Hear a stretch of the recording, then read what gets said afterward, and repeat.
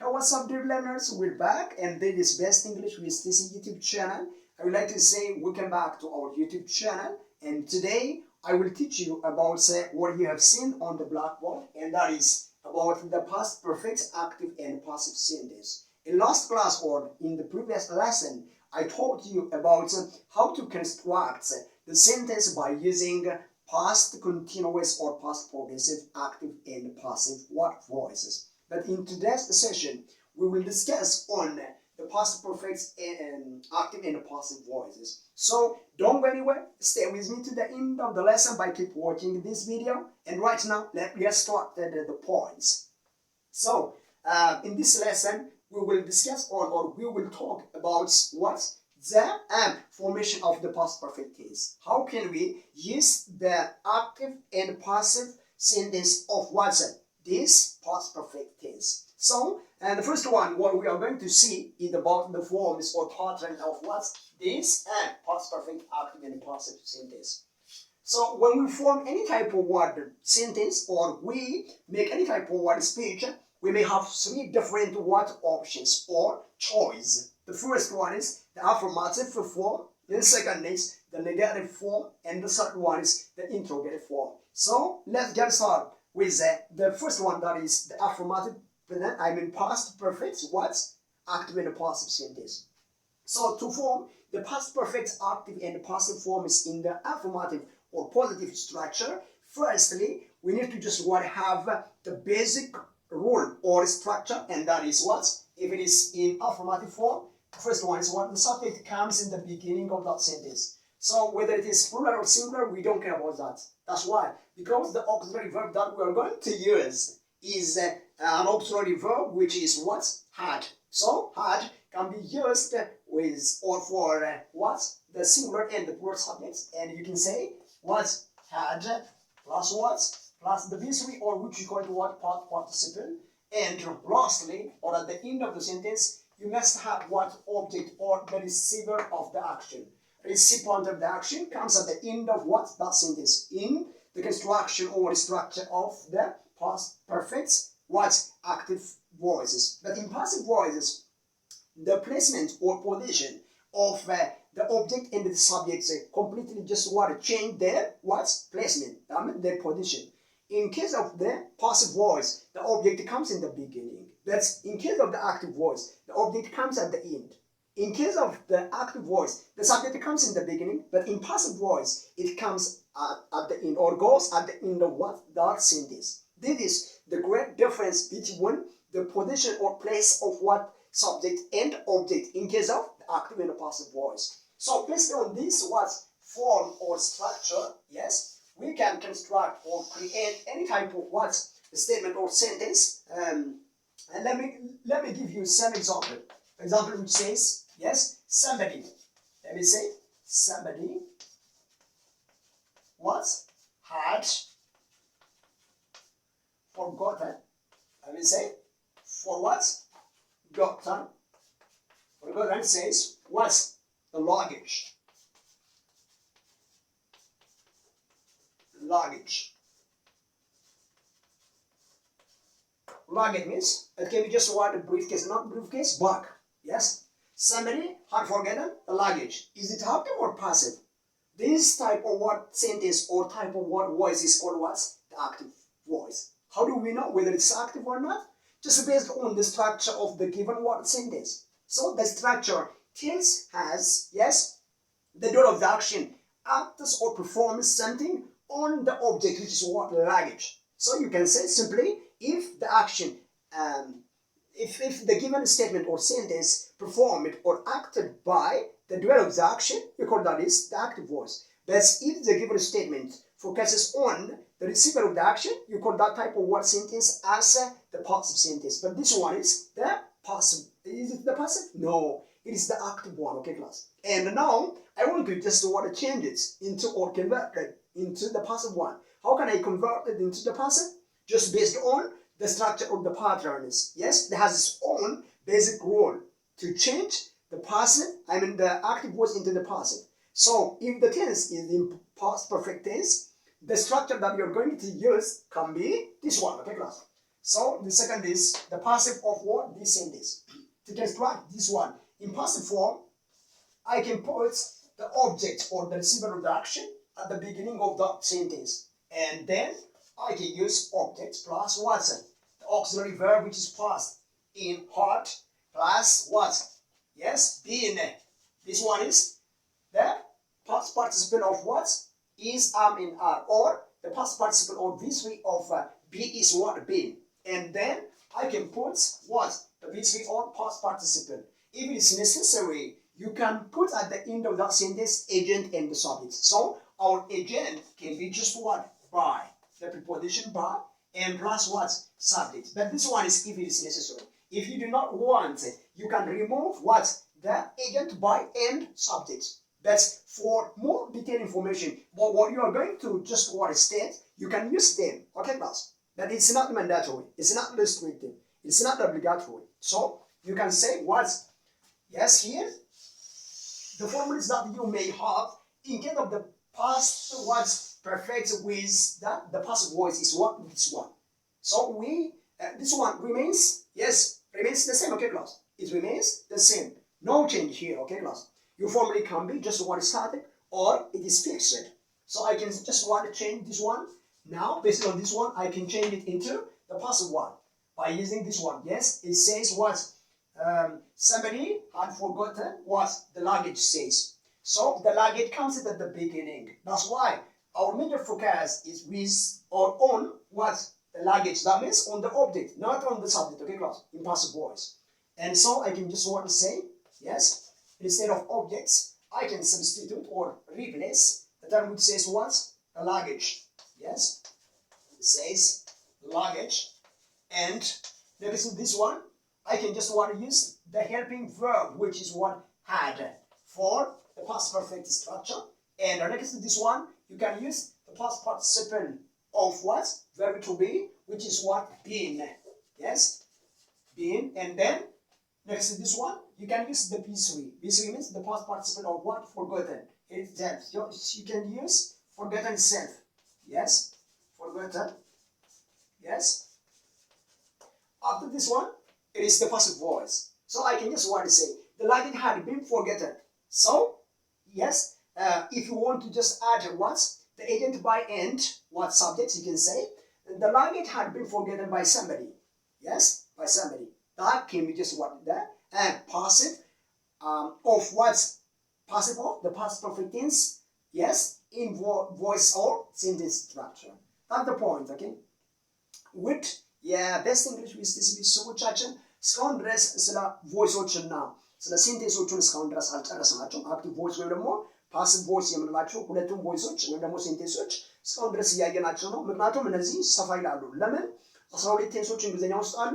ከነዚህ ከ12 ቴንሶች የአክቲቭ እና ፓሲቭ ቮይስ ስትራክቸሮች የሚቀበሉት የቴንሶች አይነት ስላሉ እያንዳንዱ ቴንሶች የተለያየ ስትራክቸር ስላላቸው የግዴታ እነዚህ ሁሉ ማወቅ ይጠበቅብናል።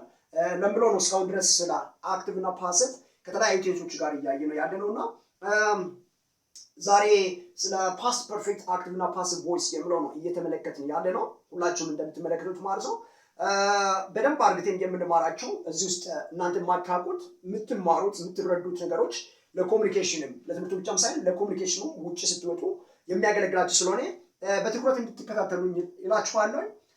ከበደምቶታ ፍጃለተምቶታ ኦርዶፎታ ዩቲዩብ ቻናል ቤስት እንግሊሽ ዊዝ ቲሲ በገነጋ እንደምትነኝ ፍተን ጀቻ አራሞ በርኖታ ገበቴ ጉራቻ ረትላልተን ዋይ ፓስት ፐርፌክት አክቲቭ ፓሲቭ ሳነ ከሚቲነ ከገርጋራ ሙቀሙራ ከነስን በርሲሱ አመጡ ሙራ በርኖታ ከኛ ተከነ ወሊን ቱርተን አፌራን ኮ ኢስወጅን ጅራ ከናፍ ከለቱ ማንገር በርኖታ ከኛ ተሰና ኤሰኝ እንደምና ነው ወሊን ቱራ ስለዚህ እዚህ ጋር እንደምትመለከቱት ፓስት ፐርፌክት አክቲቭ እና ፓሲቭን በምንሰራበት ሰዓት የምንጠቀማቸው የንግግራችን መንገድ ሶስት ዋና መንገዶች አሉ። የትኛውም ሰው ንግግር በሚያደርግበት ሰዓት በአዎንታዊ ያወራል፣ በአሉታዊ ያወራል፣ በጥያቄያዊ ያወራል። ስለዚህ ይሄንን በምናወራበት ሰዓት በምን ፎርም ፓስት ፐርፌክትን አስገብተን አክቲቭ እና ፓሲቭ የሚባሉትን እንጠቀማለን የምለው ነው የምንማረው። ለምሳሌ የሚሰጠን ስቴትመንታችን አፈርማቲቭ የሚባለው ወይም ደግሞ አዎንታዊ ንግግር ከሆነ ሁሌ የምትጠቀሙት የፎርሙላ አይነት ማለት ነው። ወይም ደግሞ ኮመን የሆነ የምንጠቀማቸው የቀለም ተከተሉ ማለት ነው። መጀመሪያ ሳብጀክት ይሆናል። ቀጥሎ ረዳት ግሳችን ሃድ የምትባላለች ሃድ ሲደመር ቨርብ ስሪ ማለት ሁሉ ጊዜ ካሉት ከ12ቱ ቴንሶች ውስጥ ፓስት ፐርፌክትን የሚነግረን ነው። ፓስት ፐርፌክት ራሱ የሚታወቅበት ወይም ደግሞ የምንለይበት ከሌሎቹ ቴንሶች በምንድን ነው ማለት ነው? ሀዲስ ሲደመር ቨርብ ስሪ ነው። ይህንን በደንብ አስተምራቸዋለሁ ስለ ቴንሶች ውስጥ። ይሄ አክቲቭ ስለሆነ ነው ድጋሜ የመጣው እንጂ አክቲቭ እና ፓሲቭ የሚባሉት ቮይሶች ስለሆነ ነው ድጋሜ የመጣ እንጂ ለእናንተ አዲስ አይሆንም። ከዚህ በፊት በደንብ አድርጌ ስላስተማርኳቸው ማለት ነው። ስለዚህ ፓስት ፐርፌክት አክቲቭን በምንጠቀምበት ሰዓት ሀድ እና ቨርብ ስሪ እንደ ቴንሳችን ወይም ደግሞ እንደ ቨርብ ፎርማችን የምንጠቀማቸው ናቸው። መጀመሪያ ግን ማን አለ? አድራጊ ወይም ደግሞ ሳብጀክት አለ። መጨረሻ ላይ ማን አለ? ኦብጀክት አለ። ስለዚህ የአክቲቭ ስትራክቸር ራሱ ሲጀመር ምንድነው? አድራጊውና ተቀባዩ መቼ እንደተገናኙ የሚነግረን ቴንስ የምንለው መሀል ላይ ፓስት ፐርፌክት አለች ማለት ነው።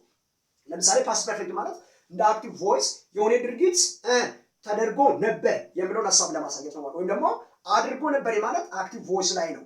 ፓሲቭ ላይ ስታመጡ ግን የሆነ ነገር ተደርጎ ነበር ብላችሁ ማውራት የምትፈልጉት የንግግር አይነት ሲሆን በፓስት ፐርፌክት ነው የእናንተ ንግግር በአማርኛ የሚሆነው ማለት ነው። አሱመጠቁመ ላልተኒ ፓስት ፐርፌክትን የሮደርቤ ቴንሶ ኬሰት ሲምበርሲሴራ ዋን ዳሚቲ ገሩ አክቲቭ ፓሲቭ ዋን ቴፈን ፈከናን ስላቻድራ አክቲቭ ቮይስ ሳንጋፎ ጀኑ ቨርቢን ፓስት ፐርፌክትን አደባፉ ቴንሶ ተከምብሮላ ለማለሳኒ መጠጡ በርጋዱ ሃድ የርቱፊ ፓስት ፓርቲሲፕል ዮኪንሞ ፎርሚ ቨርብ ስሪ ከን ኦፍ ኬሳ ቀቡ ቨርቢን ዮኪን ቴንስን ቢፈከናን ጅሩ የሮ ሁንዱማ ፓስት ፐርፌክት የለማይቻል ከነጀቹን ኦሮሚፋን ዋንት ተኤ ወይ አከተኤ ከንኑት ሞቻ ተኤት ወይ ጀኒ ጋፋሶፍ ሞቻ ፈኬኛፍ ይመስል ጀነነ ኬሰት ጋፋሶፍታን ሳብጀክቲ ቀብዱ ሃዲፍ ቨርብ ስሪ ወልቲ ፊዱ ኦብጀክቲ ቀብዱ ከነጀቹን ነምኒ ጎቻ ራወቴ ከንጎቻ ንረት ራወቴ የሮ ጎችች ትራወቴ ከንኑት ሞቻ ከንጎቻ ራወቴ ሳብጀክት ሰየን ብቻላ ከንጎቻ የሮ ጎቻ ትራወቴ ጀቹን ቴንስ ሰየን ሰለቻላ ሁለኙኒ ቴንስሳ ፓስት ፐርፌክት ይላ ጎቻን ከንረት ራወቴ ከነጀቹን ኢራወታ ማፊ ራወታ ሰው ምፋን ጀኖቻ ከነጀቹን ሞ የሮ ዮኪን እና ጎችች ከራወቴ ፊ kan irratti raawwate nutti himu jechuudha. Kanaafuu bifa kana irratti hundoofne maal jedha akka fakkeenyaatti yoo fudhanne somebody had forgotten the luggage. Namni wayii korojoo isaa irraanfatee ture. Amma kun aktiivisa jedhamu jechaadha. Gochaa namatti raawwate jechaadha kun. Namni wayii boorsaa isaa yookiin immoo boorsaa jechuun korojoo isaa inni oromiifan jechaadha. Sorry maaliif oromiif wal keessa makee.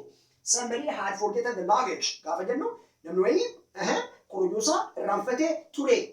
jechuun kuni raawwata agarsiisaa jecha garuu gara paasifiitti gaafa geeddaruu barbaannu immoo korojoon wayii dagatamee ture kun dagatee turedha gara paasifiitti gaafa fiddan garuu dagatamee ture kana jechuudhaaf foormulaa mataa isaa danda'e qabaa jecha fakkeenyaaf oobjeektii dursanii fudhattan laageej oobjeektiin as ta'e eenyuun laageej dursee dhufti paasifii keessatti xiyyeeffannoon keenya eenyu irratti wanta dagatame irratti inni eenyuun korojoodha jechaadha. Kanaafuu had been forgotten kan jettu kun immoo maal jechuudha? Dagatamee akka inni ture nutti himaa jechaadha. Kanaafuu namni wayii somebody jechuun namni wayii isa isaa jechaadha. Namni wayii korojoo isaa dagatee ture. Dagatee ture jechuun had forgotten isa jennu jechaadha. Korojoon dagatamee ture jechuun isuma had forgotten jenne gidduutti been xumurtuu past participle been jettu gashinaa jechaadha. Kanaafuu fakkeenyaaf hatee ture yoo jenne had stolen jenna. hatamee ture immoo ta'e had been stolen jenna jechaadha. Kanaafuu garaagarummaa samaanii biiniidhaan adda baate jechaadha. Had stolen jechuun hatee ture yoo ta'e had been stolen yoo ta'e maal ta'e hatamee ture jechaadha. Fakkeenyaaf had eaten yoo ta'e nyaatee ture aktiividha jechaadha kun. Had been eaten yoo ta'e nyaatamee turedha. Yes. Had worn yoo jenne uffatee ture. Had been worn yoo jenne uffatamee ture. Had drunk yoo jenne dhugee ture. Had been drunk yoo jenne dhugamee ture. Kanaafuu asitti wanti nuyi haasofnu akkas ta'ee ture wanta jettan tokko past perfectii aktiivii isaatii fi paasifiidhaan hojjetu jechaadha. Aktiiviin isaa haadii fi verbisii qofa wal agarsiisaa jechaadha. Akkuma asitti maal jenne had forgotten jenne. Paasifiin isaa immoo maal dabalata? Haadii gidduutti biiniin akka isheen dabalamtu taasisaa jechaadha. Ishee kana gidduutti dabalaa jechaadha. Had been maal ta'e forgotten. Irraanfatamee ture. Kun paasiv voice maaliitiin? Past perfectidhaan hojjetame. Kun immoo active voice past perfectiin hojjetame jechuudha. Kanaaf akkas ta'ee ture gaafa jettan activeidha. Akkas ta'amee ture, ta'amee raawwatee tureen active yoo ta'e raawwatamee tureen. Fakkeenya maaltu ta'e? Hatamee tureen active yoo ta'e had stolen. Hatamee tureen garuu passiveidha. Wantatu raawwate irratti waan ta'eef. Isaan kan gargaafachuuf kan gargaaramu qabu jechuudha. Okay. በአማርኛ ደግሞ እስቲ ትንሽ ዲስከስ እናድርግ። እዚህ ጋር የምትመለከቱት አድራጊና ተቀባይን ነው እያወራን ያለ ነው ማለት ነው። ለምሳሌ እዚህ ጋር ምን ይላል ሴንቴንሳችን? somebody had forgotten the luggage ይላል። የሆነ ሰው ቦርሳውን ረስቶት ነበር። ምኑን? ቦርሳውን ረስቶት ነበር። አሁን ይሄ አክቲቭ ነው ፓሲቭ ነው? አክቲቭ ነው። ለምን? ስለ አድራጊ ነው እያወራን ያለ ነው። ማን ነው? የረሳ ሰውዬ ነው እንጂ የተረሳ ነገር አይደለም። የረሳው ነገር ሲሆን ፓሲቭ ነው የምትሉት። የረሳ ሰው ደግሞ ሲሆን አክቲቭ ነው የሚባለው። ስለዚህ ፓስት ፐርፌክት በሚሰሩበት ሰዓት ኦልሬዲ ቅድም እንዳልኳቸው ሳብጀክት ትጠቀማላችሁ። had እና verb 3 ታገናኙና ከዛ በኋላ ኦብጀክታችሁ ይመጣል ማለት ነው። ይሄ ማለት ነው አድራጊ ሰውዬው ማለት ነው። ይሄስ የተደረገበት ሰዓት ቴንስ ፎርም የምንለው፣ ይሄ ደግሞ ተቀባዩ ማለት ነው። ስለዚህ ድርጊት ፈጻሚው ከድርጊት ተቀባይ ጋር የተገናኘበት ሰዓት የምነግራችሁ ቴንስ ይባላል። ይሄ ቴንስ ደግሞ ማን ነው ብለናል? ፓስት ፐርፌክት። በፓስት ፐርፌክት እንዴት ንግግራችን ውስጥ አስገብተን እንደምንጠቀመው የምንረዳበት መንገድ ነው ይሄ ማለት ነው። ይሄ ፎርሙላ ለምሳሌ አረፍተ ነገራችሁ ሊቀያየር ይችላል። ይሄኛው ፎርሙላ ግን ሁሉ ጊዜ ፓስት ፐርፌክትን በአክቲቭ በምትናገሩበት ሰዓት ስታቲክ የሆነ ወይም ደግሞ ኮመን የሆነ ፊክስድ የማይቀየር ፎርሙላ አይነት ነው ማለት ነው። ይሄንን ፎርሙላ ተጠቅማችሁ ነው። ከዚህ ውጪ ግን የምትጠቀሙት ሌላ ስትራክቸር አይኖራችሁም። በፓስት ፐርፌክት ሰዓት ሴንቴንሱ ቢቀያየርም ምንም ቢሆን ይሄንን ስትራክቸር ውስጥ አልፎ ነው እንደዛ መሆን የሚችለው ማለት ነው። ስለዚህ somebody had forgotten the luggage ስንል had forgotten ማለት ረስቶ ነበር፣ ረስቶት ነበር ነው። ግን ፓሲቭ በምታደርጉበት ሰዓት ተረስቶ ነበር። ምኑ? ቦርሳው ወይም ደግሞ ሻንጣ ማለት ትችላላችሁ። እዚህ ጋር ላጌጅ ማለት ቦርሳው ወይም ደግሞ ሻንጣ የምንለው ነው ማለት ነው። ሻንጣው ተረስቶ ነበር። ሻንጣውን ረስቶት ነበር።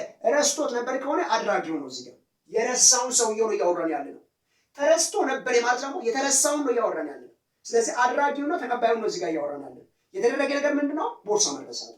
ያደረገ ሰው ማን ነው? ሰንበዲ ቦርሳውን ረስቶታል። ስለዚህ ረስቶት ነበር የምትሏ ምንድናት ማለት ነው? አክቲቭ ናት።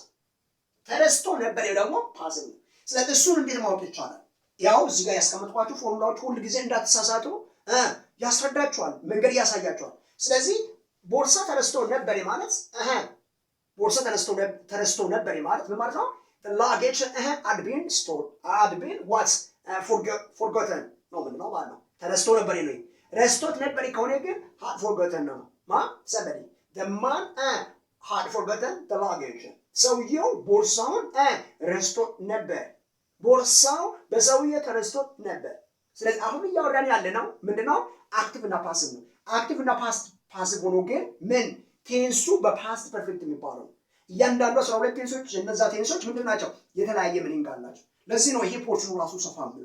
ስለዚህ ፓስት ፐርፌክት በአክቲቭ እና በፓሲቭ በምንጠቀምበት ሰዓት ይሄንን ሂደት ማለፍ አለበት። ምን ከሆነ ፓሲቭ ፓስት ፐርፌክት ፎርም ለአክቲቭም ለፓሲቭም ከሆነ በዚህ ፎርም ይጠቀማላችሁ ማለት። በነገራችን ላይ ለምሳሌ የሆነ ሰው ቦርሳውን ሰርቆ ነበር። yes somebody had stolen the luggage ቦርሳው ተሰርቆ ነበር። እዚህ ጋር ስትመጡ ግን the luggage had been stolen። ስለዚህ እዚህ ጋር had stolen ስትሉ አድራጊው ነው ሌባው ወይም ደግሞ የሆነ ሰው somebody ምን አደረገ? ቦርሳውን ሰርቆ ነበር።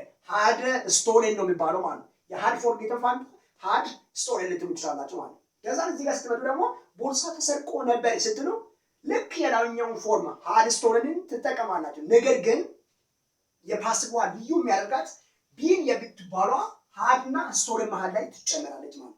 ልክ እዚህ ጋር had forgotten ረስቶት ነበር ነው።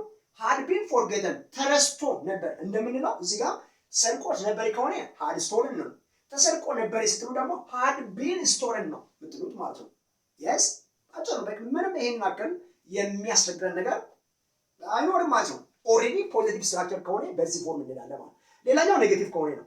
ኔጌቲቭ በምንበት ሰዓት ይሄንን ፎርሙላ ራሱ ምን እናደርጋለን? እናስቀምጣለን። ግን የሚጨምረው ማለት ነው ናት የምትለው አፍራሽ ቃሏ ብቻ ነች። ለምሳሌ እዚህ ጋር had የምለው ቦታ ላይ had not ትጨምራላችሁ ማለት ነው። ስለዚህ ምን ይሆናል ማለት ነው? አክቲቭ somebody had not forgotten the luggage yes የሆነ ሰው ቦርሳውን አልረሳም ነበር። አልተረሳም ማለት ቦርሳው አልተረሳም ነበር ስትሉ ደግሞ እዚህ ጋር ምንድነው ማለት ነው? ኦብጀክታችሁ ላይ ማን ትጨምራላችሁ? አይ ሚን ኦክሲለሪ ቨርባችሁ had ላይ ናት ይጨምራል። ናት ብቻ አይደለም ኔቨርም ነው ቻንስ እዚህ ጋር ማለት ነው። yes እዚህ ጋር ለተንገም ምን ማለት እንችላለን ማለት ነው? ወደ ፓሲቭ ስንቀይረው the luggage had not or had never been forgotten yes forgotten ትላለች ማለት ነው። ምንድነው ማለት ነው? ቦርሳው አልተረሳም ነበር ወይም ደግሞ ቦርሳው አልተሰረቀም ነበር ማለት ነው። the luggage had not been ወይም ደግሞ had never been stolen ልትወስዱላችሁ ማለት ነው። ቀላል ነው። ኢንትሮጌቲቭ ሲሆን ግን ኢንትሮጌቲቭ ሲሆን ምን እናደርጋለን ማለት ነው? ኦክሲለሪ ቨርባቸውን እናስወጣለን። ለምሳሌ እዚህ ጋር ማን ነበር የቀደም? ኦብጀክት እና ሳብጀክት ናቸው በፓሲቭ ሰዓት እንዲሁም ደግሞ በአክቲቭ ሰዓት ቀድሞ የመጡ። አሁን እዚህ ጋር ጥያቄያዊ ከሆነ አክቲቭም ላይ ፓሲቭም ላይ አጋዥ ግስ ብለን የተጠቀምናቸው ሃድ ናቸው ቀድሞ የሚወጡት ማለት ነው። ለምሳሌ በፓሲቭ ቮይስ የምንሰራቸው አክቲቭ ከሆነ ሃድ ብለን እዚህ ጋር እናስገባለን በቀላሉ ማለት ነው። እቺኛውን ከዚህ እናስቀድማለን ማለት ሃድ የሳብጀክት ቦታ ሳብጀክት ደግሞ የሃድ ቦታ ይላል ማለት ነው። ስለዚህ ሃድ ብለን ሳብጀክታችንን የምናስገባ ማን ይሆናል? እዚህ ጋር ሃድ ሰምበዲ የምለውን እንወስድና ከዛ ቀጥሎ ማን ይመጣል ማለት ነው?